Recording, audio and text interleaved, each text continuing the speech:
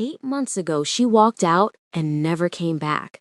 No explanation, no goodbye, just gone.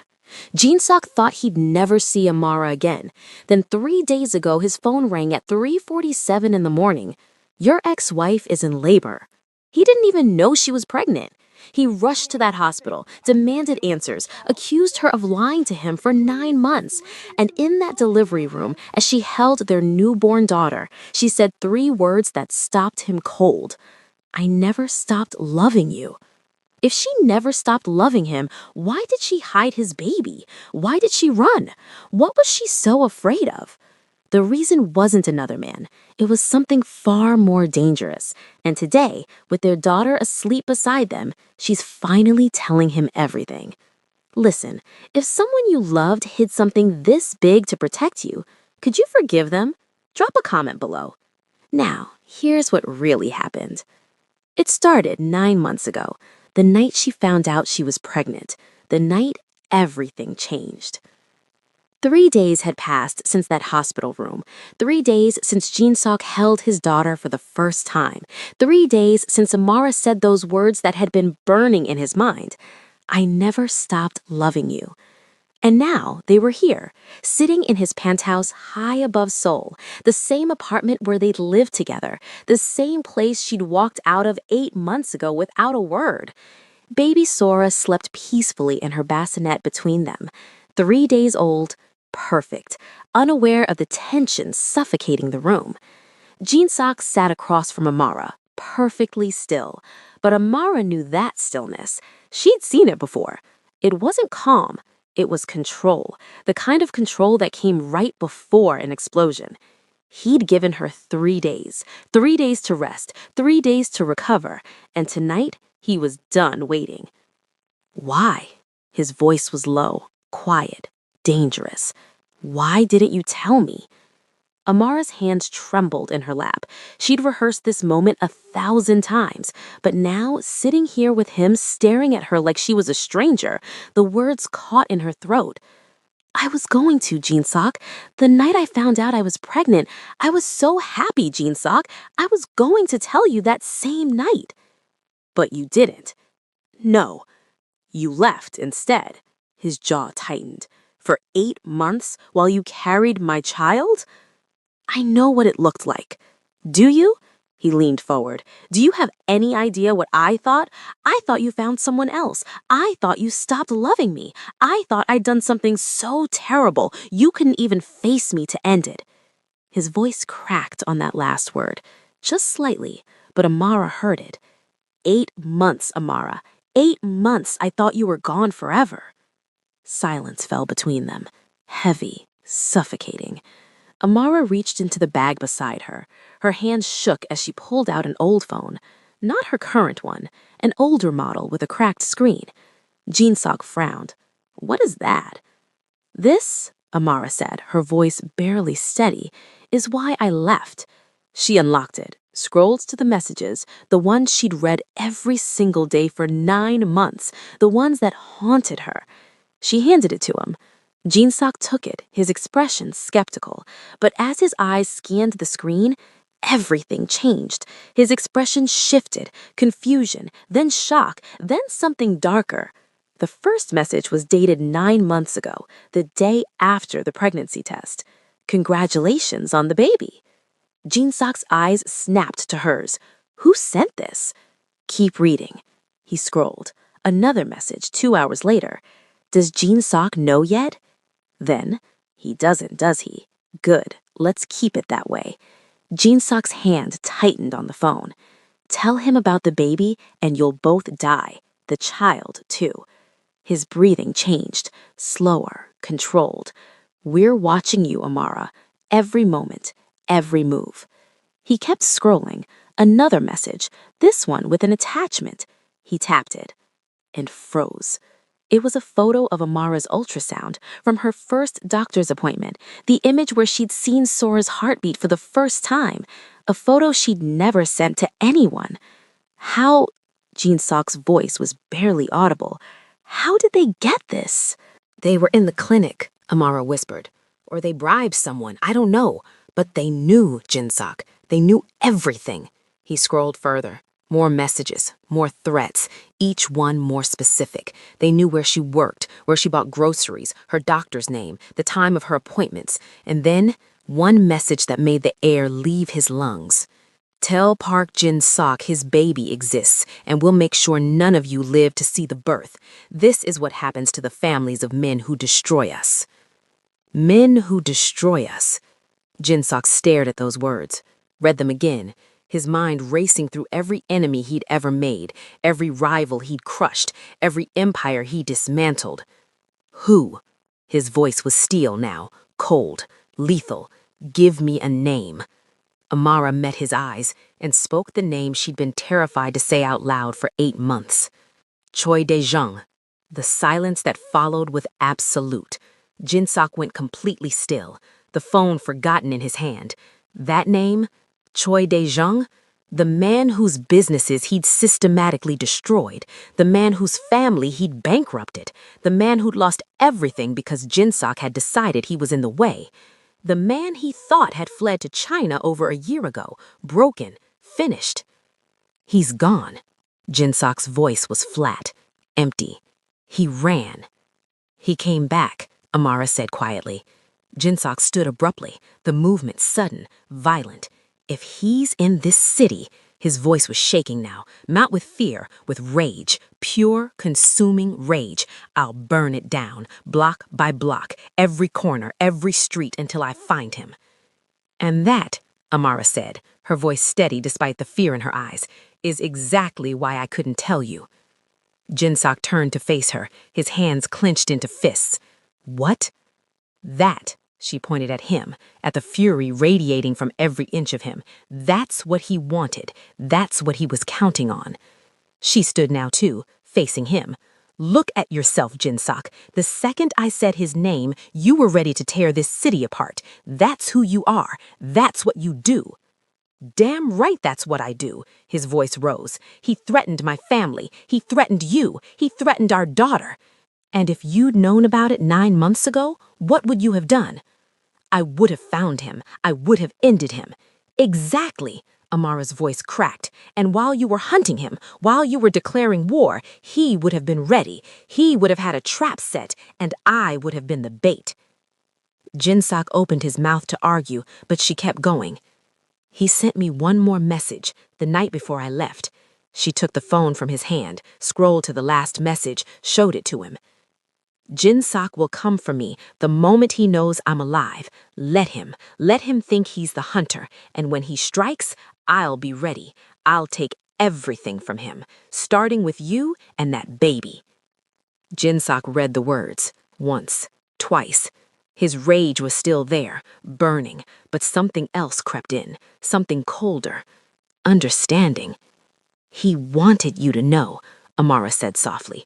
He wanted you to come after him because he was ready. He had a plan, and we were part of it. So you left. His voice was quieter now, but still hard. You decided for me. Yes. You didn't trust me to protect you? Jin-sok. 8 months, Amara. He turned away from her, his shoulders rigid.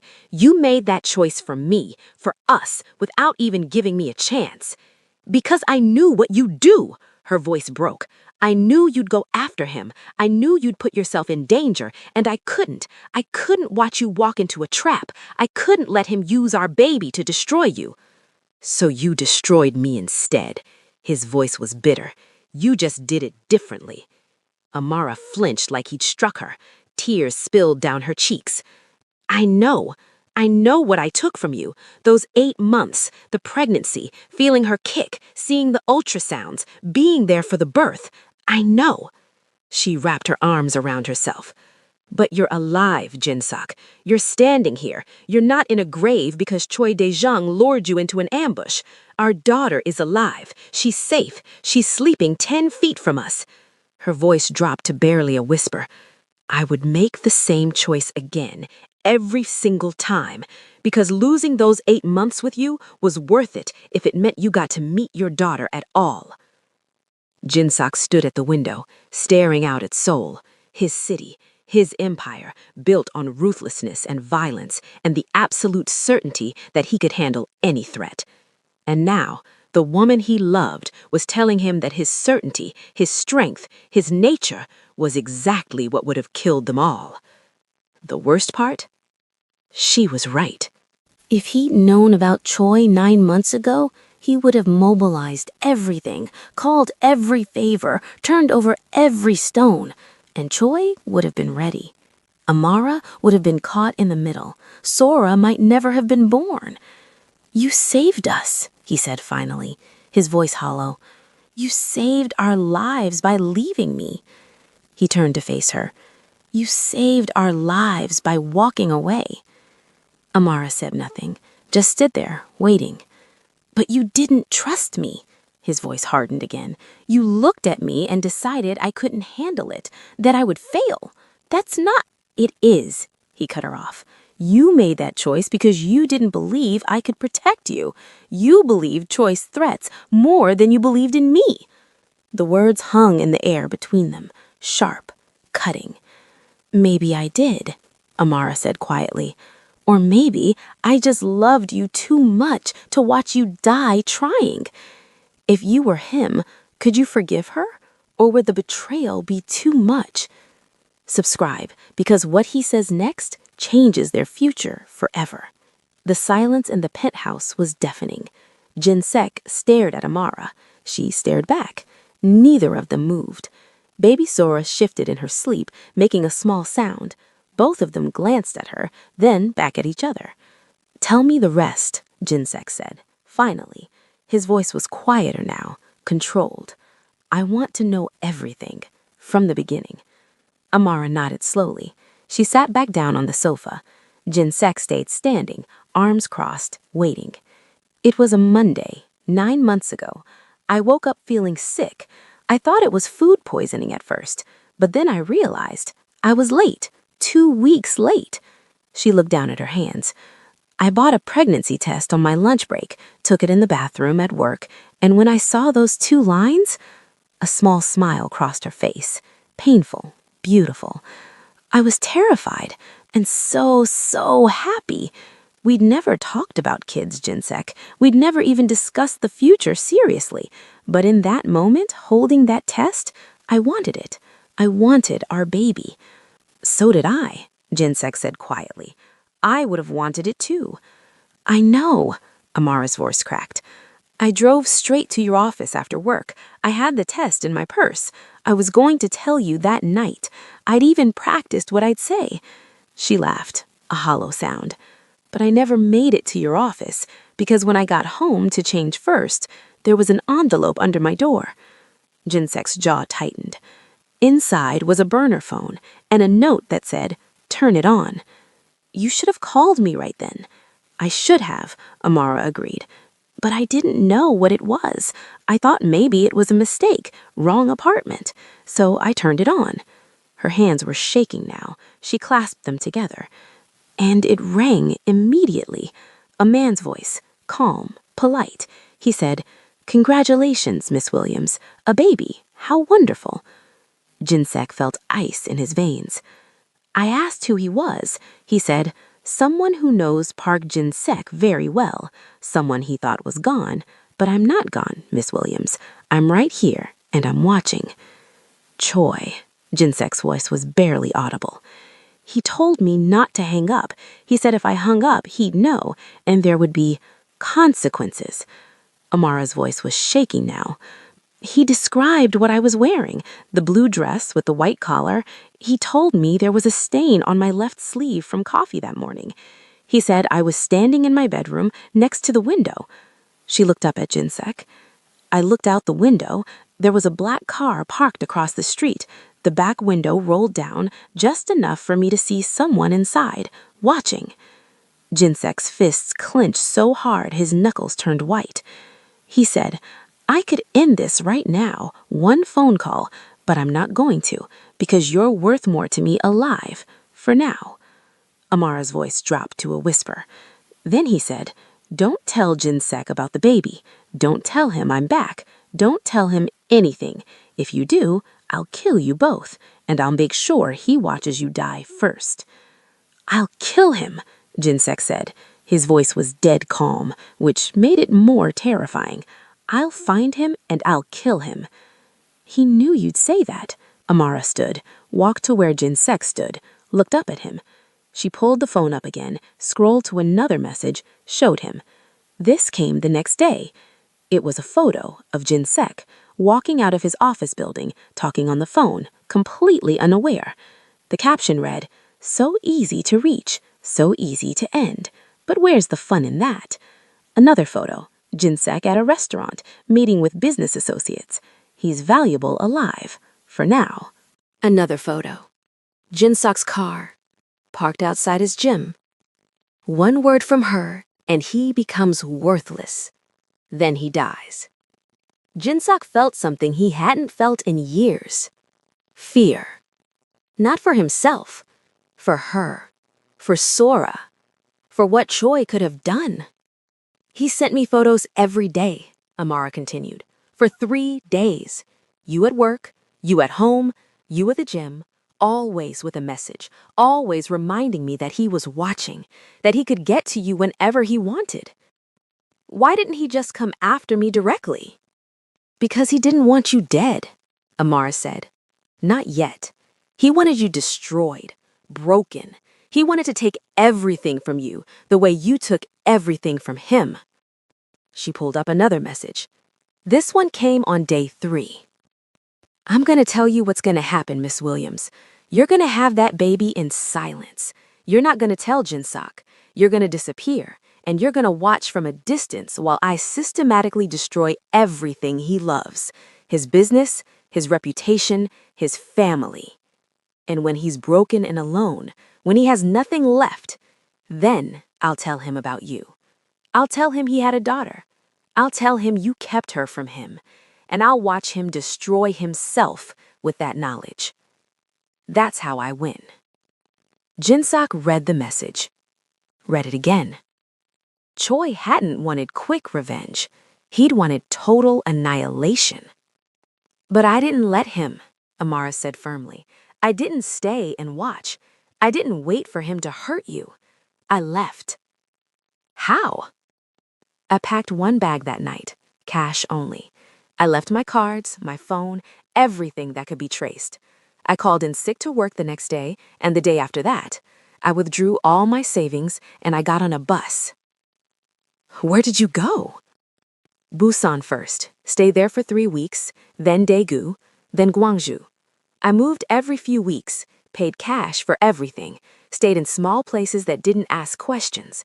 I changed my hair, wore different clothes, became invisible. Jinsok tried to imagine it. Amara, pregnant, alone, running. How did you survive? I found work where I could, cleaning offices at night, waitressing under a fake name. I saved every one, because I knew I'd need money for the hospital, for the baby. You were alone for 8 months. His voice was hollow. Pregnant, scared, alone. Yes. You went through the entire pregnancy by yourself. Yes. The morning sickness, the doctor appointments, the ultrasounds, feeling her kick for the first time. Amar's eyes filled with tears. Yes. You gave birth alone. No. She shook her head. I called you at the end. I couldn't do that part alone. I needed you there, even if it meant risking everything. Why? Why risk it then? Because she deserved to have her father there when she was born, Amara said simply. And because I was tired, Jinsok.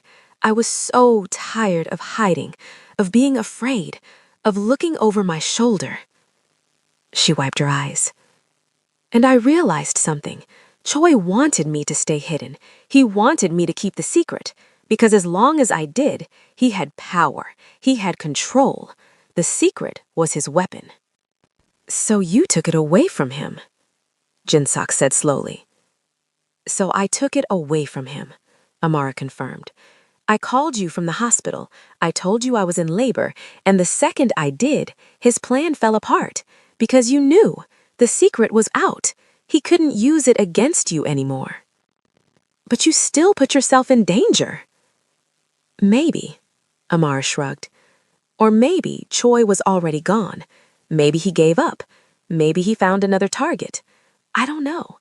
I haven't heard from him in 8 months, not since the day I left. Jinsok walked to the window again, looked out at the city. Somewhere out there, Choi Dae-jung might still be watching, waiting, planning. Or he might be gone. There was no way to know. You should have told me, Jinsok said finally. Not then. I understand why you didn't tell me then, but after, when months passed and nothing happened, you should have called. I thought about it every single day, Amara whispered, but I was scared. What if calling triggered something? What if he was waiting for that exact moment? She walked to stand beside him at the window. And then I was scared of something else. I was scared you'd hate me, that you'd never forgive me for keeping her from you, that even if you understood why I left, you'd still hate me for it. Jinsok looked down at her. This woman who'd given up everything, who'd been alone and terrified and pregnant, running from a ghost, all to protect him. I don't hate you, he said quietly. Amara's breath caught. But I'm angry. I'm so angry, Amara, at Choi, at the situation, at you for not trusting me, at myself for creating an enemy who would do this. He turned to face her fully. You made a choice, nodded, tears streaming down her face now. I understand, but I'm going to try, Jinsok said, because you're right about one thing. Our daughter deserves better than parents who can't forgive each other. He glanced over at Sora, still sleeping peacefully. She deserves a father who's present, who chooses her, who chooses... He trailed off. Who chooses what? Amara asked softly. Jinsok looked at her, really looked at her, at the woman who'd sacrificed everything. Family, he said finally, over revenge, over pride, over everything. So here's the real question. Could you forgive someone who made a choice like this, who decided your fate to protect you? Or would the anger be too much? Subscribe to see what Jinsok chooses next, because what he decides next doesn't just change them, it changes everything. Jinsok walked over to the bassinet where Sora slept. He looked down at his daughter, 3 days old, so small, so fragile, completely unaware that her very existence had been a secret, a weapon, a reason for her mother to run. He reached down, gently brushed his finger against her tiny hand. Her fingers curled around his, instinct, trust. Something inside him broke. All the anger, all the rage, all the hurt from the past 8 months. It didn't disappear, but it shifted, changed shape. Because standing here, looking at his daughter, he understood something. If someone had threatened Sora now, if someone had told him they'd kill her unless he did exactly what they said, he would do it, without hesitation, without question. He would burn the world down to protect her. Or he would walk away from the world entirely, whatever it took. And that's exactly what Amara had done. She'd walked away from everything, from him, from their life together, from the chance to share the pregnancy with him, all to keep them safe. I would have done the same thing, he said quietly. Amara looked up. What? Jinsok turned to face her, his hand still holding Sora's tiny fingers. If someone threatened her now, if someone told me the only way to keep her alive was to walk away, I would do it. I would leave everything behind, even you, if that's what it took to keep her safe. His voice was thick with emotion.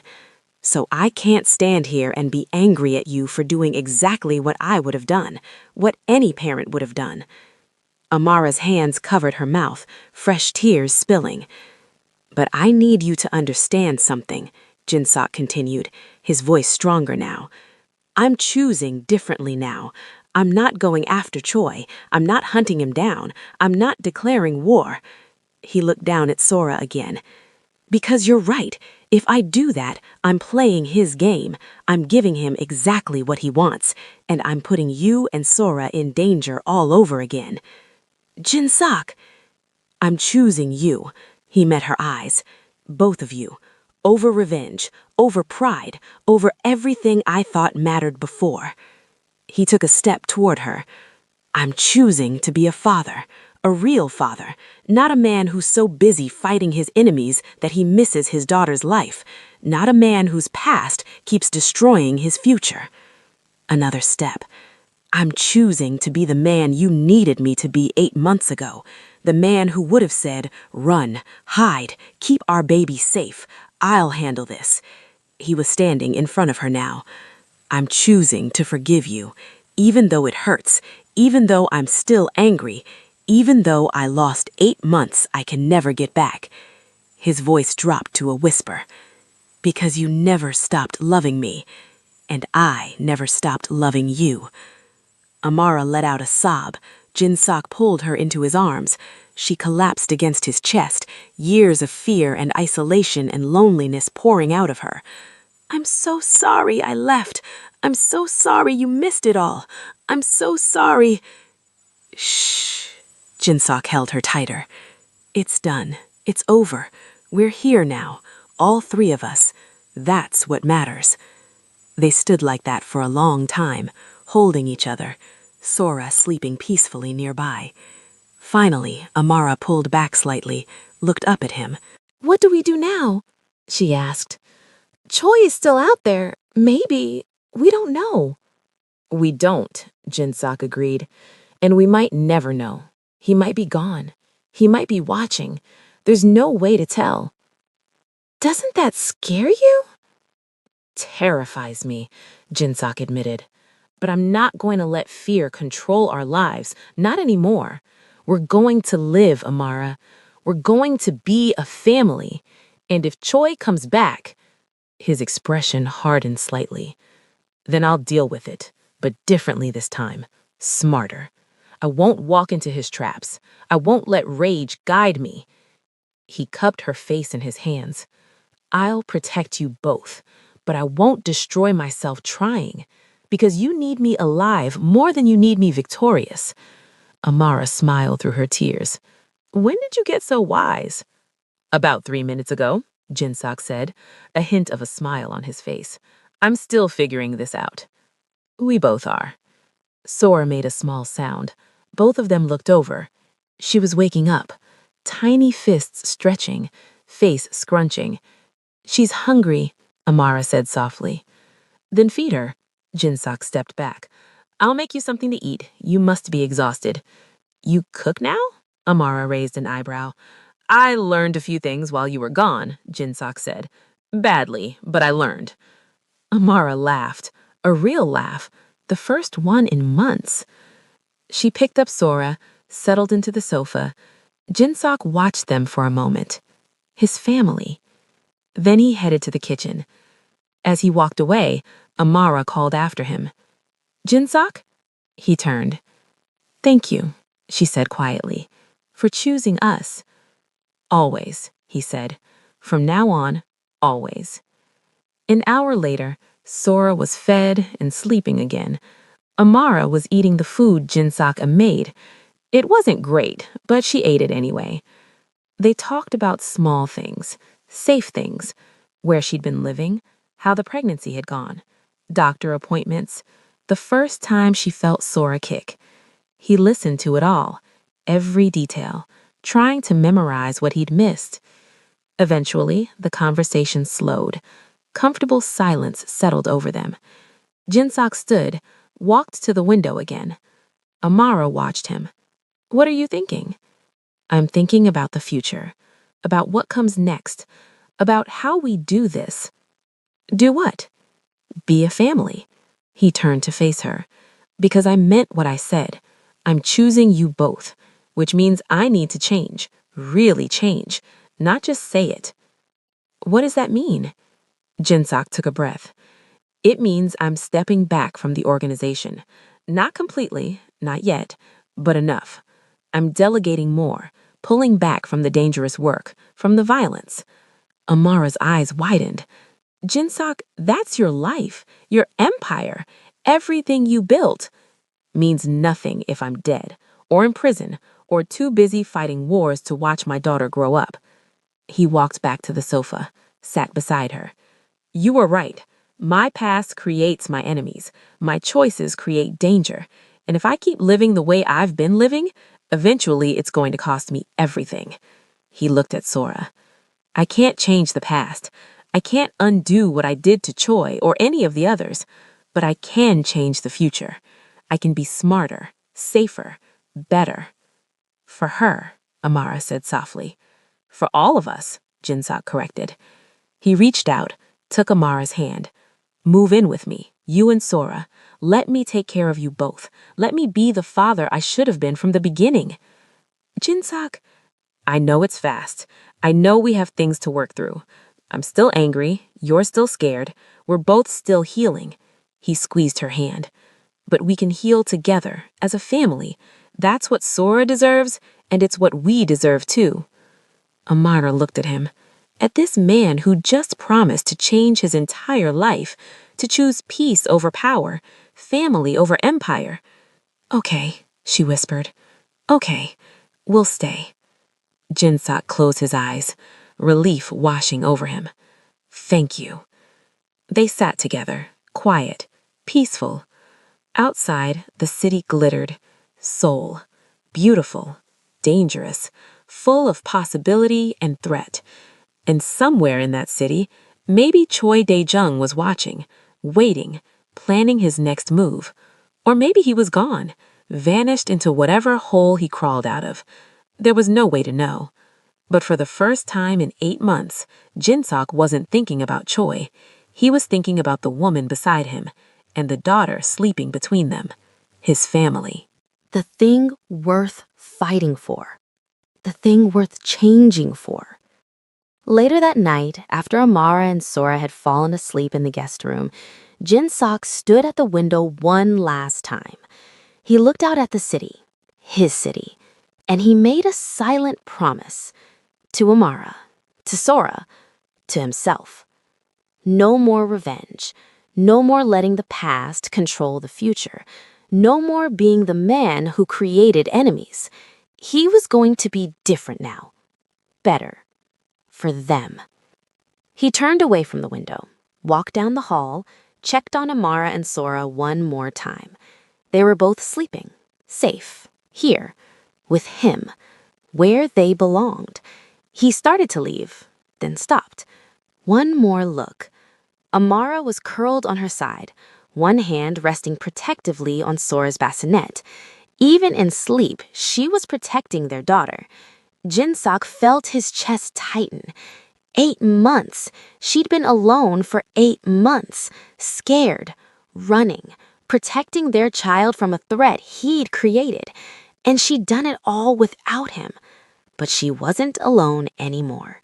None of them were. He walked to the bed. Carefully, trying not to wake her, he pulled the blanket up over Amara's shoulders. She stirred slightly, murmured something. Sleep, he whispered. I've got you both now. You're safe. She settled back into sleep. Jinsok looked at Sora, his daughter, 3 days old.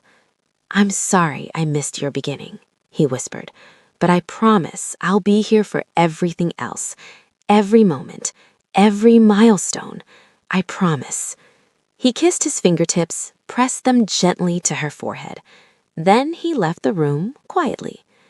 As he walked down the hall, he passed the window again, and for just a second, something caught his eye. A black car parked across the street. Jinsok stopped, stared at it. It sat there, unmoving. Could be anyone, could be nothing, could be Choi. For a long moment, Jinsok stood there, watching the car, feeling that familiar rage start to build. He could go down there, confront whoever was in that car, start the hunt. But then he heard it, soft, faint, from down the hall. Sora, making small sounds in her sleep. And just like that, the rage faded.